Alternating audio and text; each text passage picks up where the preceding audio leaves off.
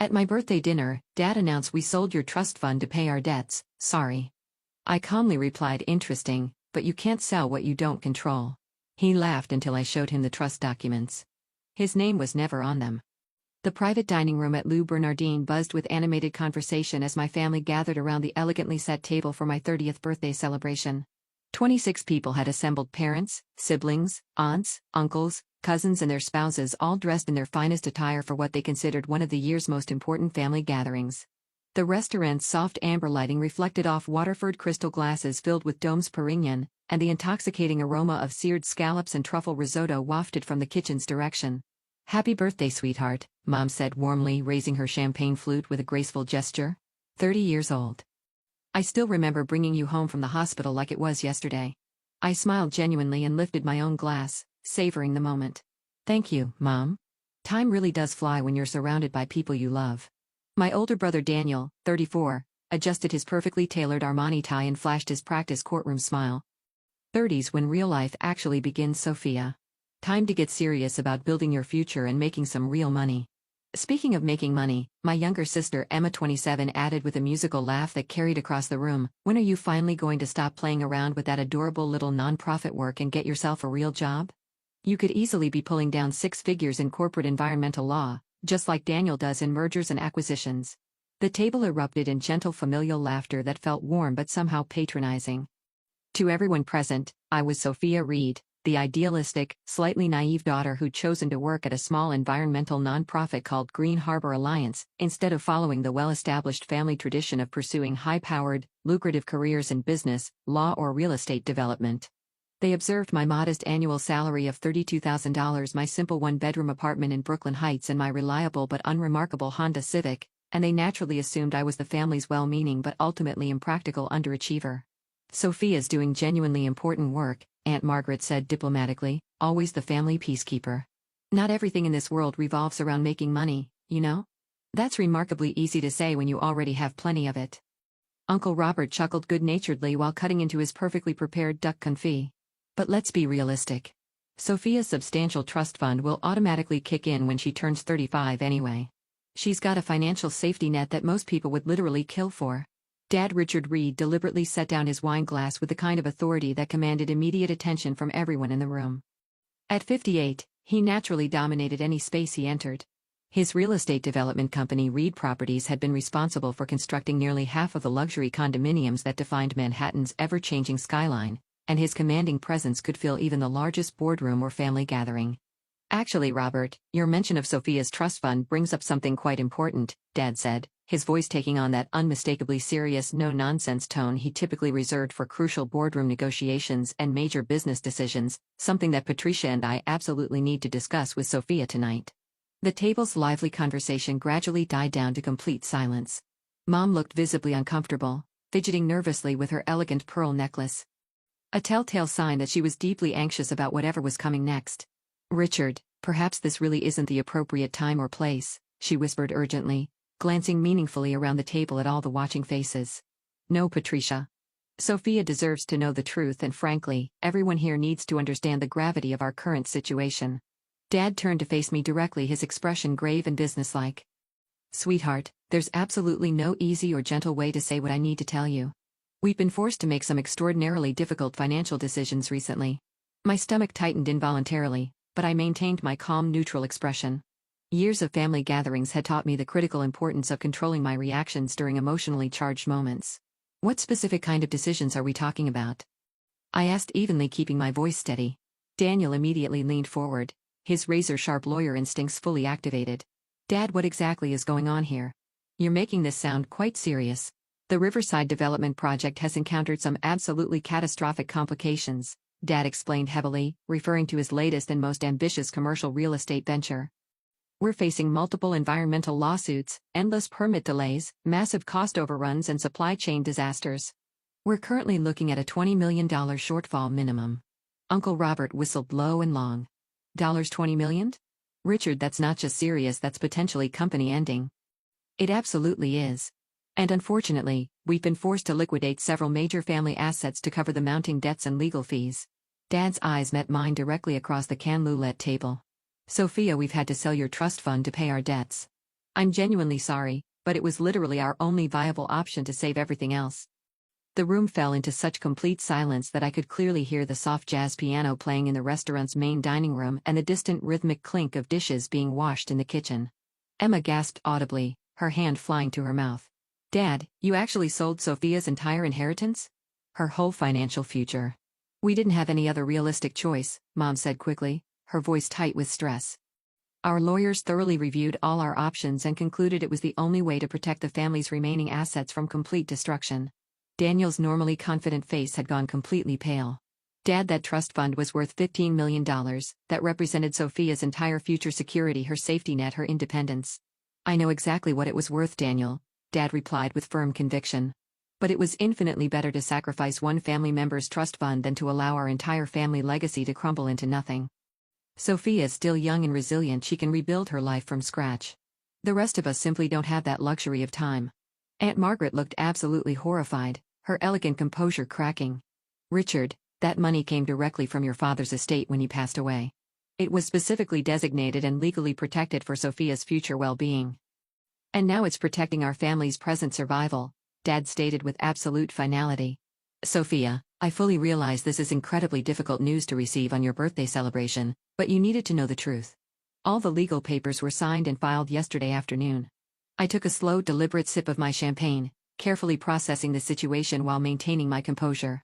Around the table, my family members were staring at me with complex mixtures of genuine sympathy, shock, guilt, and intense curiosity about how I would react to this devastating news. That's quite interesting, Dad, I said calmly, setting down my crystal glass with perfect control. But there's one rather significant problem with your entire plan. What do you mean by that? I reached into my designer purse and pulled out a thick leather portfolio that I'd brought specifically for this moment. You fundamentally cannot sell what you don't actually control. Dad laughed, but the sound came out forced and uncomfortable. Sophia, honey, I genuinely appreciate your optimism and fighting spirit, but the legal documents have already been signed, notarized, and filed. The trust fund is completely gone. Actually, it's not gone at all. I opened the portfolio methodically and removed a comprehensive set of official documents. Because the trust fund you believe you sold yesterday never actually existed in the first place. The confusion spreading across Dad's face was almost comical in its completeness. What are you talking about? That's impossible. I handed him the documents with steady hands. These are the real authentic trust documents, Dad. The ones that were actually filed with the state of New York when Grandpa died 8 years ago. Daniel, ever the meticulous attorney, immediately reached for the papers with professional intensity. His eyes widened dramatically as he scanned the dense legal text. Dad, these official documents clearly show Sophia as the sole trustee and primary beneficiary. Your name doesn't appear anywhere on these legal filings. That's completely impossible, Dad insisted, grabbing the documents from Daniel's hands. I'm the designated executor of my father's entire estate. I control all the family trusts, investments, and financial accounts. You control most of them, I corrected gently. But definitely not mine. Mom was staring at the papers over Dad's shoulder, her face growing increasingly pale. Richard, she's absolutely right. This shows a completely different legal structure than what we discussed extensively with our lawyers. I pulled out my phone and opened my secure banking application. The trust fund you think you sold yesterday? That was actually a decoy account I created 3 years ago when I first realized you might eventually try something exactly like this. It contained precisely $50,000, just enough to make the paperwork look completely legitimate to casual observation. A decoy account? Emma asked, completely bewildered by this revelation. I opened it at the same bank with deliberately similar account numbers, and occasionally let you see monthly statements when you visited my apartment. You automatically assumed it was the real trust fund because that's exactly what you expected to see, and I never corrected your assumption. Dad's face was rapidly turning red with a mixture of embarrassment and anger. Sophia, that's fraud. You can't legally create fake financial accounts to deceive your own family. It wasn't fake in any way, Dad. It was a completely real account containing real money that I earned and deposited myself. I just never explicitly told you it wasn't the only account I possessed. I scrolled to another screen on my phone with practiced efficiency. This is the actual trust fund that Grandpa established. I held up the phone so every person at the table could clearly see the balance displayed. $847,326,450. The silence that followed was so profound it felt almost physical. Uncle Robert choked on his wine, coughing violently. Sophia, that display says $847 million. That can't possibly be correct. $847,326,450. To be completely precise, the original $15 million inheritance has been, shall we say, actively and strategically managed over the past 8 years. Daniel was staring at the phone screen like he was witnessing a supernatural phenomenon. Sophia, how is that level of growth even remotely possible? Even the most aggressive investment returns can't realistically turn 15 million into 800 million in just 8 years. You're absolutely correct. They can't when you're simply investing passively. But they definitely can when you're not just investing but actively building and creating value. I put my phone away and pulled out additional documents from my portfolio. I've spent the past 8 years creating something I believe Grandpa would be genuinely proud of. I handed Daniel a corporate filing document. Read Environmental Holdings. I'm the founder, CEO, and sole owner. Emma was reading over Daniel's shoulder, her eyes growing wider with each line. Sophia, this shows you own renewable energy companies across 12 different states.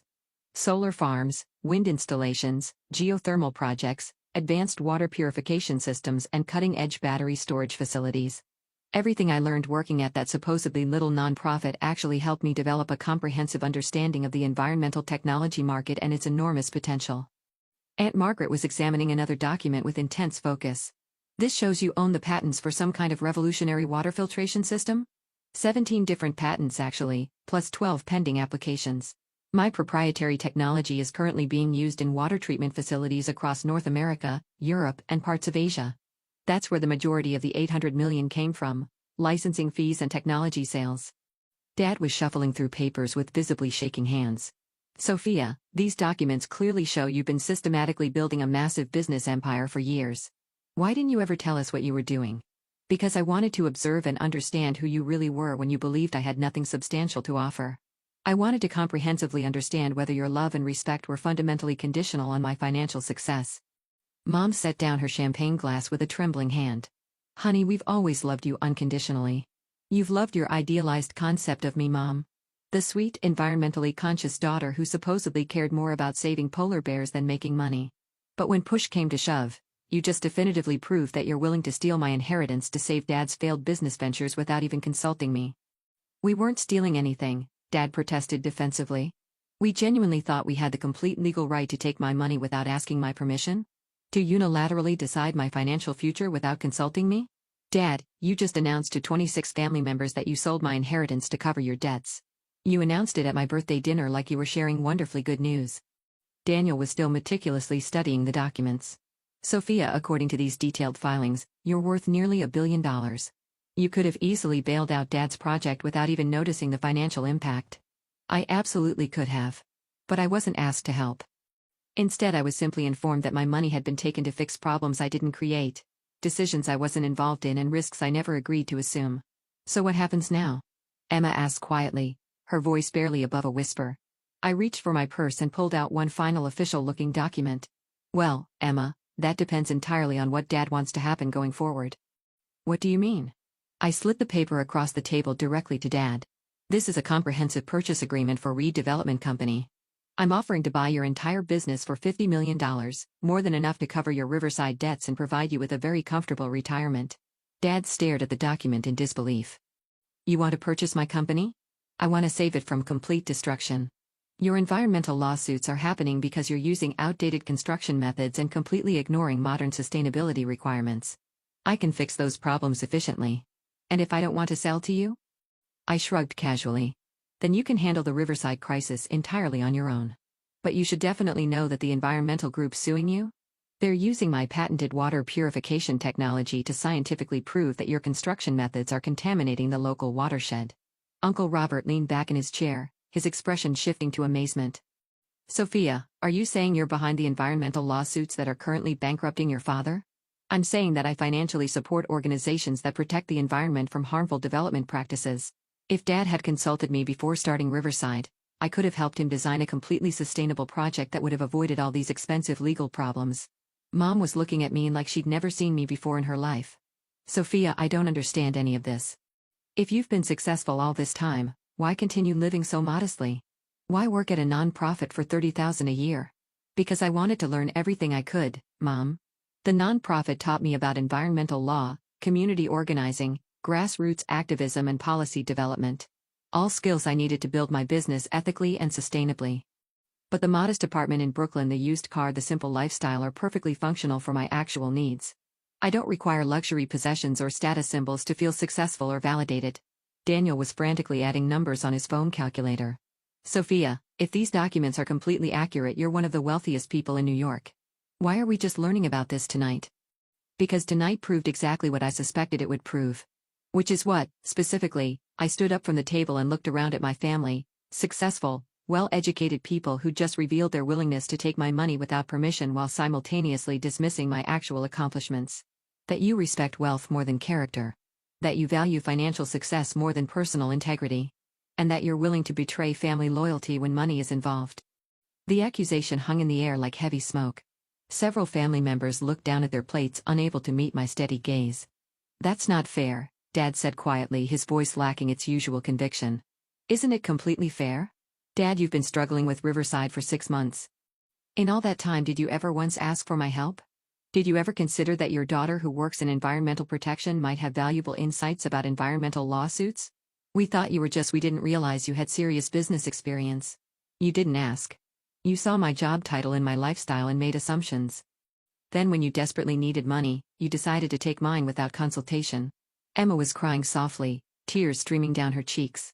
Sophia, we're so sorry. We didn't know.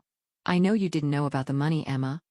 But you absolutely knew it was morally wrong to sell someone's inheritance without their permission. You all knew that and you went along with it anyway. Uncle Robert cleared his throat uncomfortably. Sophia, what can we do to make this right? I sat back down and reached for the purchase agreement. We can start over. Completely honestly this time. What does that mean practically? It means Dad can sell me his company and I'll transform it into a leader in sustainable development. It means Daniel can join my legal team and learn about environmental law. It means Emma can run my community outreach programs and make a real difference. And if we don't want to work for you? Daniel asked. Then you don't. But you also don't get to pretend that tonight didn't happen. You don't get to act like trying to steal my inheritance was just a misunderstanding. Dad was staring at the purchase agreement with intense focus. $50 million, that's your final offer. It's a completely fair price for a company with $20 million in debt and multiple ongoing lawsuits. But the offer expires at exactly midnight tonight. Why midnight? Because I have a meeting tomorrow morning at 9 a.m. with the Riverside investors. They're interested in funding a complete redesign of the project using sustainable construction methods. Mom gasped. You're going to work with them directly? If Dad doesn't want to partner with me, then absolutely yes. I'll help them build something environmentally responsible on that land. With or without redevelopment company's involvement. The table fell silent except for the soft sounds of the restaurant around us. Distant conversations, gentle music, the subtle clink of silverware on china. I could see my family members processing the reality that their supposedly underachieving daughter was actually their most successful member, and that she held their financial future completely in her hands. Sophia, Dad said finally, his voice heavy with emotion, I owe you a profound apology. We all do. We underestimated you, we disrespected you, and we tried to take advantage of you. I accept your apology, Dad. But apologies don't rebuild trust. Actions do. What kind of actions? I pulled out my phone and opened my calendar application. Tomorrow morning 9 a.m. sharp. My office in the Reed Environmental Building. You can see what I've actually built over the past 8 years. Then we can decide whether we're going to work together or separately going forward. The Reed Environmental Building? Emma asked with surprise. The 30-story glass tower on the west side with the vertical gardens and solar panels covering the entire facade. Daniel's mouth fell open. Sophia, you own that building? That's one of the most innovative and talked about commercial structures in the city. I designed it personally. Architecture was my minor in college, remember? You all said it was a complete waste of time. Uncle Robert was shaking his head in pure amazement. Sophia, we've been driving past your building for 3 years. How did we not know it belonged to you? Because you never asked what I was working on. You just assumed my non-profit job was the complete extent of my ambitions. I stood up again and gathered my documents methodically. I'm going home to prepare for tomorrow's meetings. Dad, if you want to sell redevelopment, the signed agreement needs to be delivered to my office by 11 p.m. tonight. And if I sign it? Dad asked. Then we start building something better together. Your experience in construction, my technology and environmental expertise, Daniel's legal skills, Emma's community connections. We could create the most innovative sustainable development company on the entire East Coast. And if I don't sign it? Then Right Development handles its problems alone, and I work with your former investors to build something completely new. Either way, Riverside gets built correctly this time. I walked around the table kissing family members goodbye as I passed. Thank you all for coming to my birthday dinner. It's been genuinely educational. As I reached the door, Dad called out, Sophia? Yes. The trust fund. The real one. Have you been supporting environmental causes with it? I smiled warmly. Dad, I've been supporting causes that Grandpa believed in passionately. He always said that REIT money should be used to build a better world, not just bigger bank accounts. And tonight I learned that some people are worth investing in and others aren't. Tomorrow we'll find out which category you fall into. The car ride home to Brooklyn gave me ample time to process the evening's dramatic events. My phone buzzed continuously with incoming text messages. Daniel, I've been researching your patents online. Sophia, what you've accomplished is absolutely incredible. I'm genuinely sorry for how we treated you. Emma, I can't stop crying. We've been so blind and so selfish. Please forgive us. Mom, honey, I'm proud of you and ashamed of us. Your father is reconsidering everything. Aunt Margaret, Sophia, I've always known you were special, but tonight proved you're extraordinary. Your grandfather would be so proud. Uncle Robert, I owe you a massive apology. Your environmental work isn't just important. It's revolutionary. I'd be honored to learn from you. At 10:47 p.m. my phone rang. Dad's contact photo filled the screen. Sophia, I've signed the purchase agreement, he said without preamble. My lawyer is delivering it to your building tonight. That's good, Dad. I think we can build something amazing together. I have one question though. What's that? The environmental lawsuits against Riverside. Can you really make them go away? I smiled as I pulled into my apartment building's parking garage. The building I'd purchased and converted to affordable housing for nonprofit workers and environmental activists. Dad, when you own the technology they're using to measure water contamination, and when you have patents for the systems that can fix the problems, making lawsuits go away becomes much easier. You've been playing chess while we've been playing checkers, haven't you? I've been playing the long game, Dad. And tomorrow we start playing it together. That night, I sat in my modest apartment. My deliberately modest apartment that kept me grounded while I built an empire and planned our family's future. Sustainable development projects that could showcase Dad's construction expertise while protecting the environment. Legal strategies that could utilize Daniel's skills while advancing environmental justice. Community programs that could channel Emma's passion while building public support for green technology. For 8 years, I'd been the family's invisible environmental guardian. Starting tomorrow, I'd be their visible partner, teacher, and collaborator. The family that had tried to steal my inheritance on Sunday would be starting their real inheritance, a legacy of environmental responsibility and sustainable success, on Monday. And for the first time in years I was excited to see what we could build together.